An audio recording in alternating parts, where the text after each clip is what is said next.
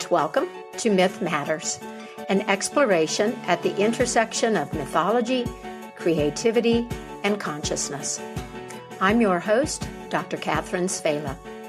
Wherever you may be in this wide, beautiful, crazy world of ours, I'm glad that you decided to join me here today. April is National Poetry Month here in the United States, and I always celebrate by making poetry the subject of an episode or two of Myth Matters. Shaped from metaphor and symbol, myth and poetry are linked forms of expression. Many of the old myths were first recorded as poems, and for centuries, poets have found the creative inspiration for new poetic forms and meanings in mythology. Poetry, like myth, can meet the needs of the human heart and reunite the soul with its truth. Poetry, like myth, can refresh a lost sense of wonder and beauty. It can stop time. It can instigate a moment of joy. Joy. Joy is my motivation, my desire, and object in sharing some poetry with you today. Joy, gladness, pleasure, delight, and rejoicing. Joy, a very precious freedom. How can we build our capacity for joy? The belief that suffering alone lends you depth and nobility seems pretty common, and I wonder about this. Is familiarity with hardship sufficient to grow in compassion and resilience? Or does joy expand our humanity and understanding of life as well as lift us up? There are valuable clues to these questions in poems, the fruits of a poet's devoted attention. So I have 13 poems for you today, a baker's dozen of poems that speak about or gesture toward joy. I invite you to be with the words, to be with the feelings that arise, to take a breath, to take a moment to be with yourself and these reflections. A Blessing by James Wright. Just off the highway to Rochester, Minnesota, twilight bounds softly forth on the grass, and the eyes of those two Indian ponies darken with kindness. They have come gladly out of the willows to welcome my friend and me. We step over the barbed wire into the pasture where they have been grazing all day, alone. They ripple tensely. They can hardly contain their happiness that we have come. They bow shyly as wet swans. They love each other. There is no loneliness like theirs. At home once more, they begin munching the young tufts of spring in the darkness. I would like to hold the slenderer one in my arms, for she has walked over to me and nuzzled my left hand. She is black and white. Her mane falls wild on her forehead, and the light breeze moves me to caress her long ear that is delicate as the skin over a girl's wrist. Suddenly, I realize that if I stepped out of my body, I would break into blossom. That is A Blessing by James Wright. Although peach season here in Colorado is some months away, it is one of my favorite things about living here in Fort Collins, and mention of blossoming in our first poem brings to mind this evocation of the sweetness of that summer fruit. This poem is called From Blossoms by the poet Lee Young Lee. From blossoms comes this brown paper bag of peaches we bought from the boy at the bend in the road where we turned toward signs painted peaches. From laden boughs, from hands, from sweet fellowship in the bins, comes nectar at the roadside, succulent peaches we devour, dusty skin and all, comes the familiar dust of summer, dust we eat. Oh, to take what we love inside, to carry within us an orchard, to eat not only the skin, but the shade, not only the sugar, but the days, to hold the fruit in our hands, adore it, then bite into the round jubilance of peach. There are days we live as if death were nowhere in the background. From joy to joy to joy, from wing to wing, from blossom to impossible blossom, to sweet, impossible blossom. That was From Blossoms by Lee Young Lee. Black Cherries by W.S. Merwin. Late in May, as the light lengthens toward summer, the young goldfinches flutter down through the day for the first time to find themselves among fallen petals, cradling their day's colors in the day's shadows of the garden beside the old house after a cold spring with no rain. Not a sound comes from the empty village as I stand eating the black cherries from the loaded branches above me, saying to myself, remember this. Black Cherries by W.S. Merwin. What I notice about these poems is the close attention and appreciation of the details of earthly things and earthly experience. There is often a sensual quality to joy, a bodily response of delight and awareness of being alive right here, right now. Joy arises from an aesthetic response to the world. The word aesthetic typically means a sensory perception. It comes from the ancient Greek aesthetikos, meaning perceptible by the senses or the mind.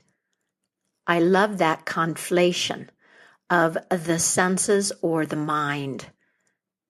Capacities that today we so often think are separate, right?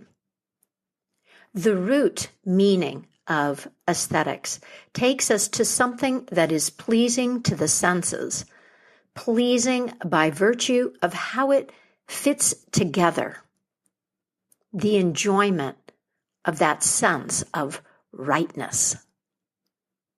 Everything in this moment is exactly as it should be, including me and my presence. And I am in this, that type of realization.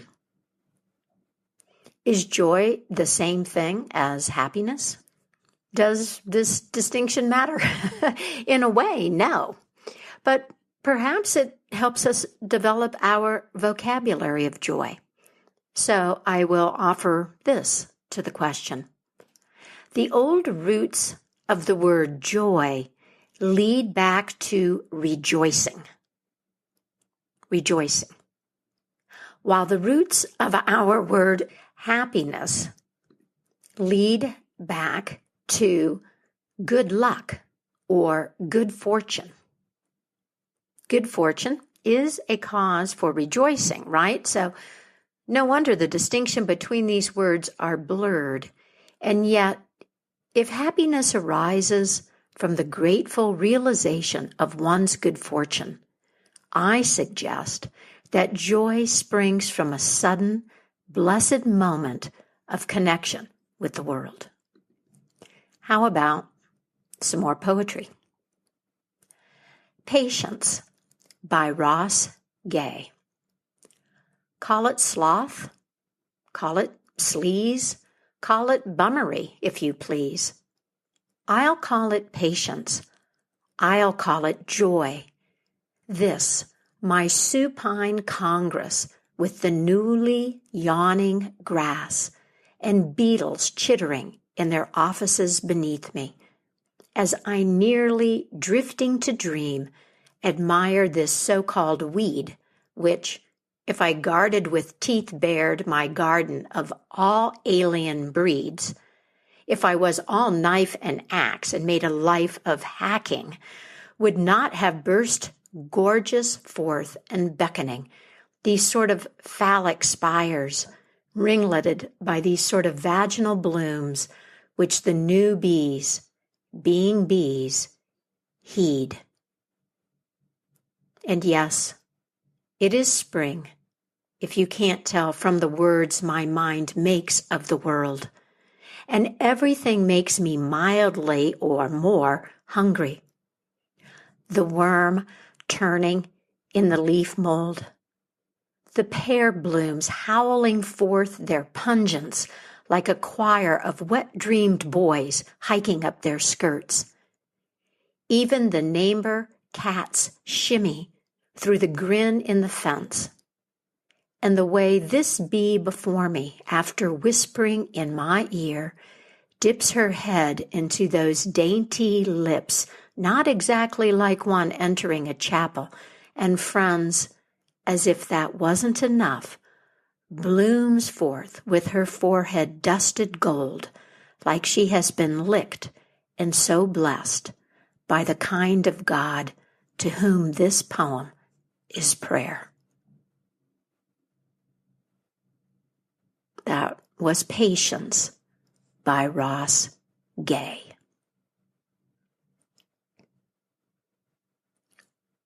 Welcome Morning by Anne Sexton. There is joy in all, in the hair I brush each morning, in the cannon towel, newly washed, that I rub my body with each morning, in the chapel of eggs I cook each morning, in the outcry from the kettle that heats my coffee each morning, in the spoon and the chair that cry, "Hello there, Anne," each morning, in the Godhead of the table that I set my silver plate cup upon each morning. All this is God, right here in my pea-green house each morning, and I mean, though often forget, to give thanks, to faint down by the kitchen table in a prayer of rejoicing as the holy birds at the kitchen window peck into their marriage of seeds. So while I think of it, let me paint a thank you onto my palm for this God, this laughter of the morning, lest it go unspoken. The joy that isn't shared, I've heard, dies young. That was Welcome Morning by Anne Sexton. For Keeps by Joy Harjo. Sun makes the day new. Tiny green plants emerge from earth. Birds are singing the sky into place. There is nowhere else I want to be but here. I lean into the rhythm of your heart to see where it will take us. We gallop into the warm southern wind. I link my legs to yours and we ride together toward the ancient encampment of our relatives. Where have you been? They ask. And what has taken you so long? That night, after eating, singing, and dancing, we lay together under the stars. We know ourselves to be part of mystery. It is unspeakable. It is everlasting. it is for keeps. That was For Keeps by Joy Harjo. A Narrative by George Oppen. River of our substance flowing with the rest. River of the substance of the earth's curve. River of the substance of the sunrise. River of silt, of erosion, flowing to no imaginable sea. But the mind rises into happiness, rising into what is there. I know of no other happiness, nor have I witnessed it. Islands to the north in polar mist, in the rather shallow sea. Nothing more but the sense of where we are, who are most northerly. The marvel of the wave, even here, is its noise seething. A Narrative by George Oppen. Again, in these poems, the sensory detail and immediacy, the be here now quality, in the words of Ram Dass. A profundity too, don't you think? Even a solemnity. Joy connected to a network of feeling, like the mushroom that pops up above the surface of the ground, a small transitory expression of a much larger and more complex underground network that is its intelligence and contains the nourishment. Which leads me to a seeming contradiction, one that you may have noticed in response to Welcome Morning by Anne Sexton. Anne Sexton was a contemporary of Sylvia Plath, and like Plath, she died by suicide. Sexton began writing poetry as therapy. She had a difficult childhood and wrote about forbidden things. And she wrote that poem about joy. What do we make of this? Does knowing how her life ended diminish her poem? Does it diminish the power of joy to transform your sense of life? Honestly, when I started assembling this episode, there was a part of me that wanted to leave that poem out and avoid the complication this raises. But we can't do that, can we? Life is complex, and we have to accept this and sit with it to find any real understanding. For me, well, first I thought, wow, she knew joy, and yet, and something in me was disappointed. And then I realized another perspective. Sexton was well acquainted with soul-crushing despair, and yet she knew joy too. In his book of essays, Inciting Joy, Ross Gay writes, "What happens if joy is not separate from pain? What if joy and pain are fundamentally tangled up with one another? Or even more to the point, what if joy is not only entangled with pain or suffering or sorrow, but is also what emerges from how we care for each other through those things? What if joy, instead of refuge or relief from heartbreak, is what effloresces from us as we help each other carry our heartbreaks?"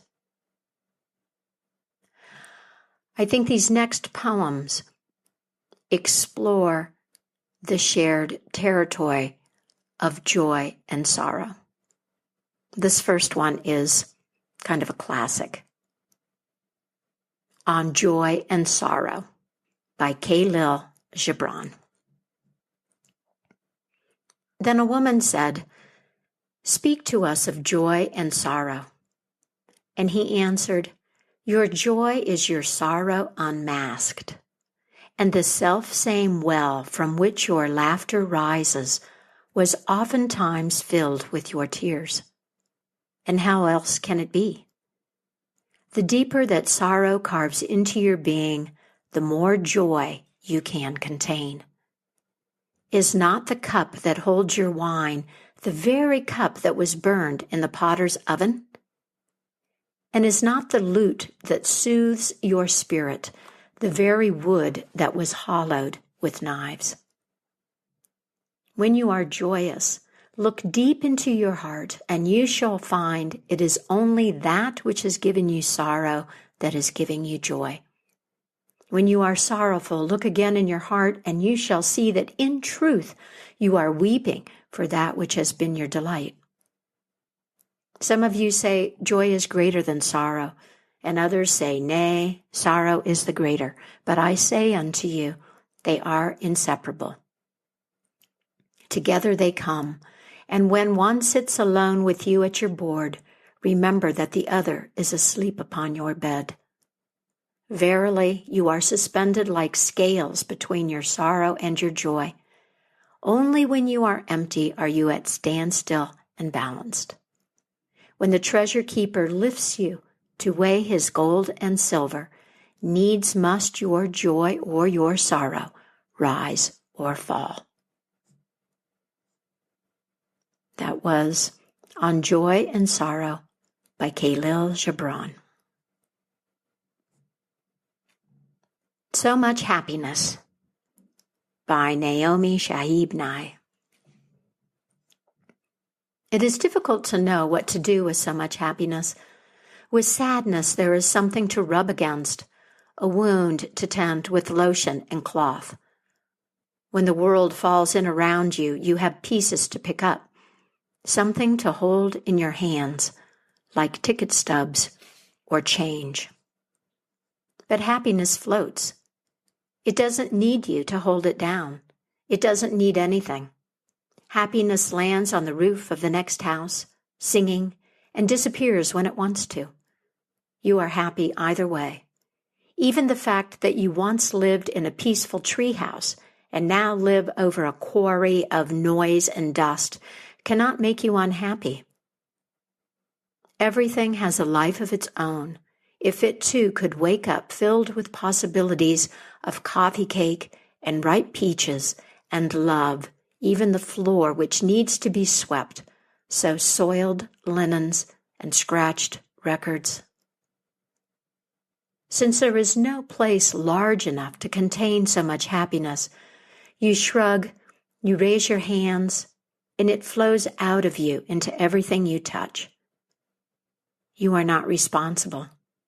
You take no credit, as the night sky takes no credit for the moon, but continues to hold it and share it, and in that way be known. So Much Happiness by Naomi Shihab Nye. The Language of Joy by Jacqueline Allen Trimble.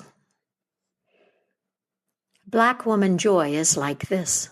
Mama said one day, long before I was born, she was walking down the street, foxes around her neck, their little heads smiling up at her and out at the world, and she was wearing this suit she had saved up a month's paycheck for after it called to her so seductively from the window of this boutique. And that suit was wearing her, keeping all its promises in the right places. Indigo, matching gloves, suede shoes dippity-doo-dah'd in blue, with tassels, honey gold, and Lord, a hat with plume de peacock, a conductor's baton that bounced to hip rhythm. She looked so fine she thought Louis Armstrong might pop out of those movies she saw as a child, wipe his forehead and sing ba-dee-bop, oh, da-dee-bop, oh, da-do-do-do. And he did. Mama did not sing, but she was skittily doing that day, and the foxes grinned, and she was the star of her own Hollywood musical, here with Satchmo, who had called Ella over, and now they were all singing and dancing like a free people up Dexter Avenue. And they didn't know they were walking in the footsteps of slaves and over auction sites and past where Wallace had held on to segregation like a life raft. But this was not that day. This day was for foxes and hip rhythm and musical perfection and folks on the street joining in the celebration of breath and holiness. And they did, too. In color-coordinated ensembles, they kicked and turned and grinned and shouted like church or football game, whatever their religious preference. The air vibrated with music, arms, legs, and years of unrequited sunshine. Someone did a flip up Dexter Avenue. It must have been a Nicholas brother in a featured performance, and Mama was Miss Lena Horne Dorothy Dandridge, high-stepping up the real estate, ready for her close-up. That's when Mama felt this little tickle. She thought it might be pent-up joy until a mouse squirmed out from underneath that fine collar over that fabulous fur, jumped off her shoulder, and ran down the street. Left my Mama standing there on Dexter Avenue in her blue suit and dead foxes. And what did Mama do? Everybody looking at her, robbed by embarrassment? She said, "It be like that sometimes." Then she and Satchmo, Ella, and the whole crew jammed their way home. The Language of Joy by Jacqueline Allen Trimble. Don't Hesitate by Mary Oliver. If you suddenly and unexpectedly feel joy, don't hesitate. Give in to it. There are plenty of lives and whole towns destroyed or about to be. We are not wise and not very often kind, and much can never be redeemed. Still, life has some possibility left. Perhaps this is its way of fighting back, that sometimes something happens better than all the riches or power in the world. It could be anything, but very likely you notice it in the instance when love begins. Anyway, that's often the case. Anyway, whatever it is, don't be afraid of its plenty. Joy is not made to be a crumb. Joy is not made to be a crumb. Joy is a moment of grace and mystery that rises up in us. Do we allow it space? Do we live knowing the necessity of joy? If we're confused sometimes about the place of joy in our lives, are we also confused about the potential joy brings into the world? I'm turning to Ross Gay again. Gay is one of our experts on joy, in my opinion, someone brave enough to explore the territory of joy. In another passage from Inciting Joy, he writes, "My hunch is that joy is an ember for, or precursor to, wild and unpredictable and transgressive and unboundaried solidarity, and that the solidarity might incite further joy, which might incite further solidarity, and on and on. My hunch is that joy, emerging from our common sorrow, which does not necessarily mean we have the same sorrows, but that we, in common sorrow, might draw us together. It might depolarize us and de-atomize us enough that we can consider what, in common, we love.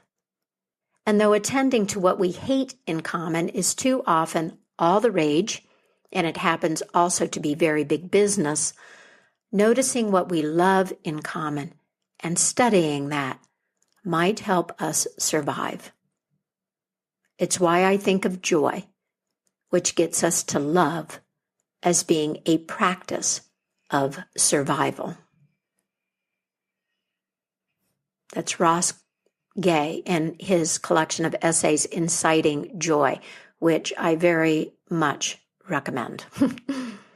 I have 2 more poems for you, but I want to pause for something that gives me joy: the arrival of new email subscribers to the Myth Matters community.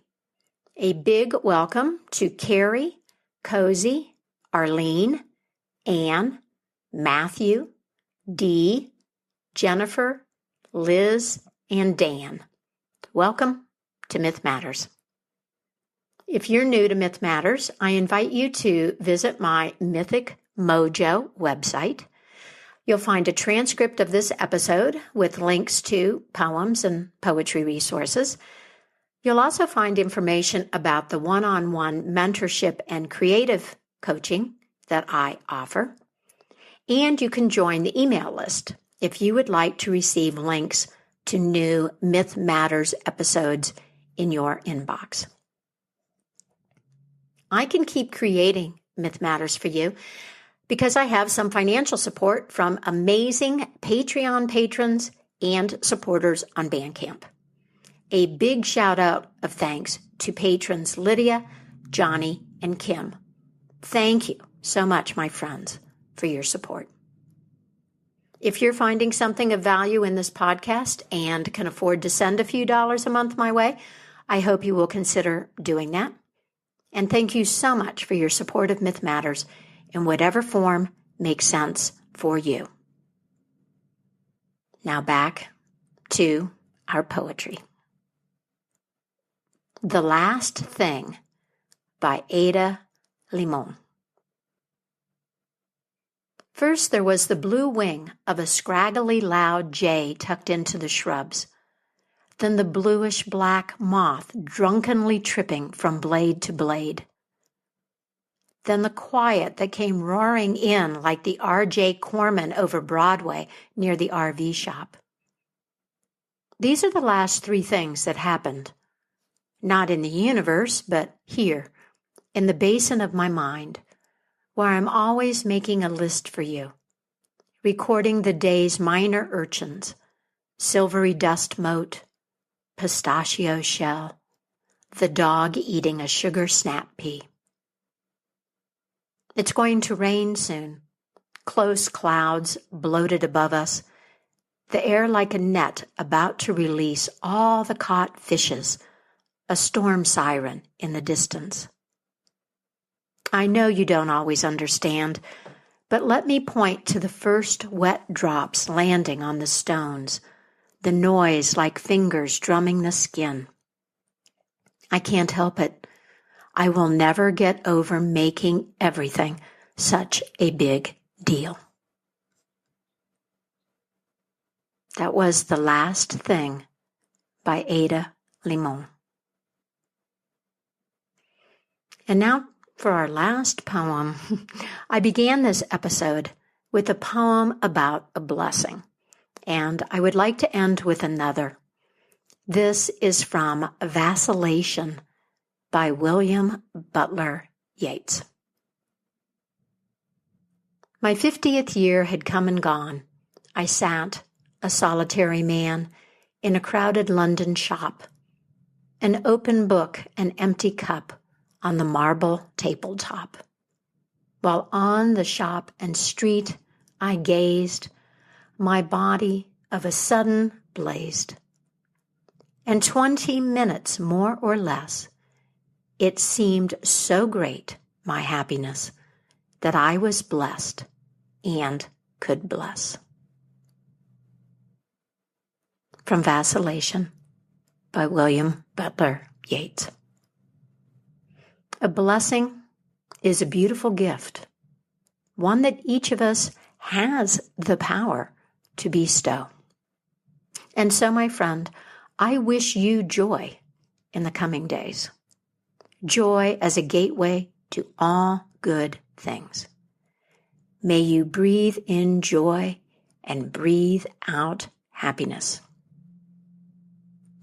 If we have a better understanding of our need for poetry and myth, and all that these forms offer, we can live more satisfying lives. We can inhabit a better story and create a more beautiful, just, and sustainable world. And that's it for me, Catherine Savela, and Myth Matters. Find some wonderful poetry. Share it all around. Send it to me. And until next time, keep the mystery in your life alive.